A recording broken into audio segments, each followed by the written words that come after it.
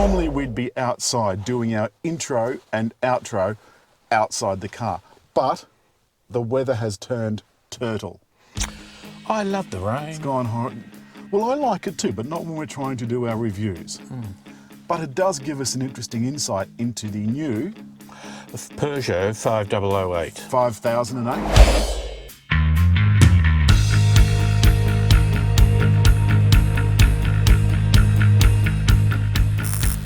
Now look, here's something interesting. If you just press and hold the button, so foot's on the brake, press and hold the button, nothing. You've got to press and hold for an extended period of time. Then the dash lights up like a Christmas tree, like Nana's Christmas tree, or turn that down, or YouTube will have a fit. And the sound system starts up. Now this is taking quite a long time. While we're on the subject, why don't we take a quick look at the interior? This one has the option of the tasteful wood, replacing the Alcantara, which, look, to be honest, I quite like. I think as far as imitation wood goes, that's really nice. I seriously doubt it's the real thing. But the rest of it, I love the screen. I think that looks really smart. Now you can see I've got my Navman plugged down here into the 12-volt power outlet. There's also another outlet to plug into CarPlay. And this is one of those ones that's a little bit difficult to see. It's so far back, but I got that in relatively easily. You know how some you can't get to, and there's nothing worse than not being able to get your fingers to it. Honda is the worst. Yes, because even with the gear stick out of the way. The console, absolutely gorgeous. It's got the 2 rows of piano keys, so piano keys here, and then these are also a row of buttons. Below, is it slightly angled to you? It is, yes. The whole thing is like that. The whole thing is a what we call a cockpit. So, do you like a cockpit? No. Well, You yes. don't? Well, yes, I do. Oh. In many ways, I like it to Because have you sounded like you had some hesitation. Come over here and have a look at this. What do you think that is? the cruise control. Cruise control. Now look, it's stuck down there. Everything's beautifully labelled. But when you move the steering wheel to where you'd be driving it, it blocks it out. So you've got to know what it is in order to be able to use the damn thing. Why not put them just up here? There's plenty of real estate. I don't want everything to be uniform, but you know, I'd like the select, restore, and that But I to mean, be look, similar. in a way, the steering wheel is the same. There's very few buttons on here. There's dials and rotary knobs and so forth, but it's not really uniform. And also, there's not a button to turn the lane control on and off. It's a setting. The settings you get to by pressing piano keys. So you go to whatever you want to change the settings in. And below that are the heated seat controls and so forth, and fan controls. The way these The things other are thing done. was, I went for a little mini road trip yesterday. I couldn't turn the damn sat-nav off. I don't know anyone that keeps the voice on, do you? Not if you've got good, clear Clear indications in directions front up of here. you. Now here's the other thing I don't like. So this is the reverse camera, and that's the top-down 360-degree view, right? But it's not a true top-down 360-degree view. It's actually made by the cameras recording something, and it's stitching together a view. Now, why wouldn't they just give us cameras all around the car to give us a proper live view?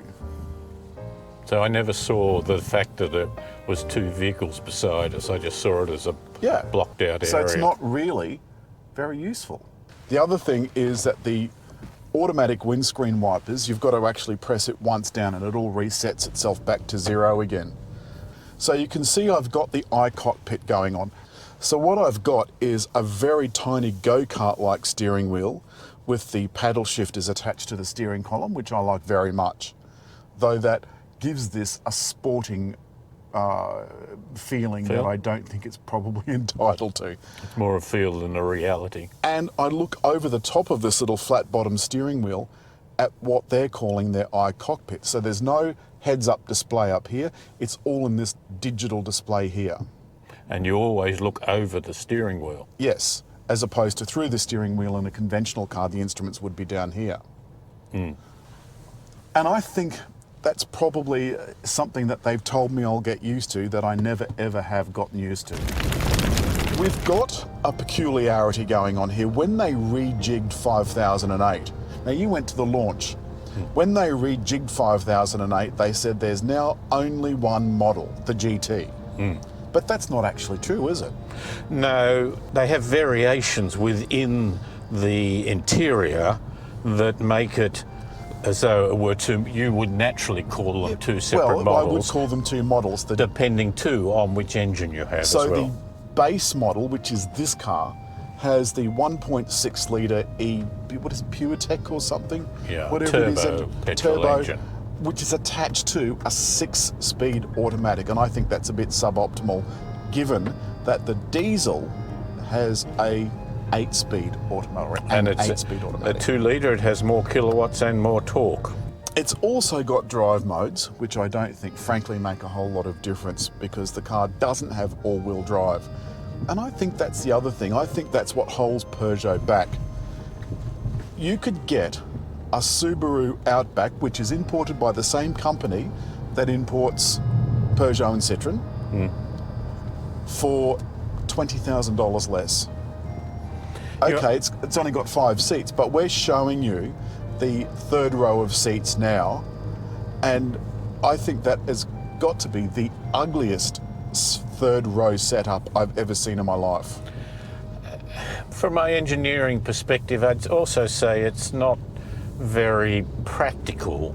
The elegance I will leave to your taste, but the folding down is a bit cumbersome, but also the folding down of the rear seats. Well, we couldn't get one seat down. Not all the way, and I jammed my fingers a bit in doing it. I really loved this car when it first came out. I'm starting to see a few little foibles.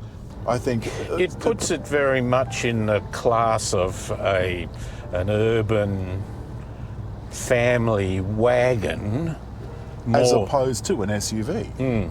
Well, I'm putting the figures up now, and you can see that last month, Subaru Outback, just that one single model range, outsold the 5008 range significantly. In fact, they sold more Subaru Outbacks than Peugeot sold Peugeots and Citroëns. Peugeot's positioning is one of, in some ways, desperation.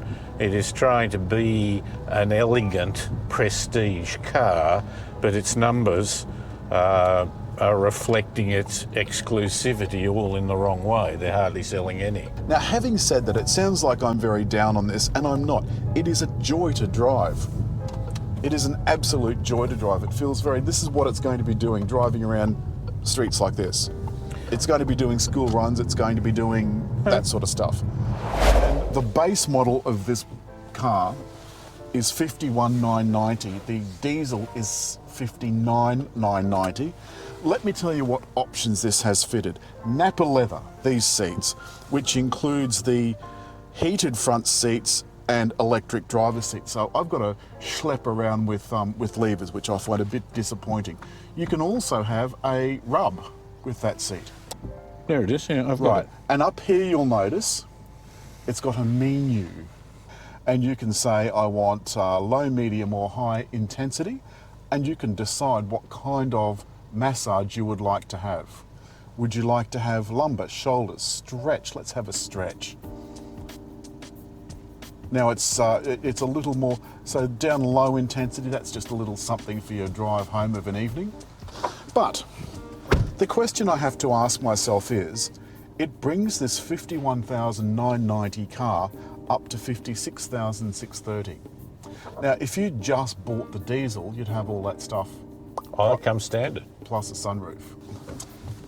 You managed to get that into gear with no problem? Well, technically, I'm adept. Did you say technically you're adept? At what? Oh, dear. Oh, I think some wee came out. So, now that you've driven the car for a little bit, you had to drive earlier on in the week, why don't I pop it into sport mode? You can see how that toughens it up. Shall I do that? Yeah. No, I haven't put it into sport mode. No, I'm doing before and after. I see, right. I put you... Okay, you're in sport mode now. Ah, yeah, that's... Well, you are going down a hill too, so I'd hope it'd feel nippier going down a hill. That's But the ride is absolutely sensational. Peugeot has always had brilliant ride. It holds it never in been an issue. gear, in It lower does. gear as I go It down a does. hill and brake. Now, I've noticed my fuel consumption has been fairly good. My steering felt lovely, the ride felt brilliant. I really don't have any complaints about this car, except for the price. I think it is $20,000 too much. So it's good night from me. Good night from him. And if you've liked the film, don't forget, leave a comment Make a like. and Subscribe. subscribe just over here, I think.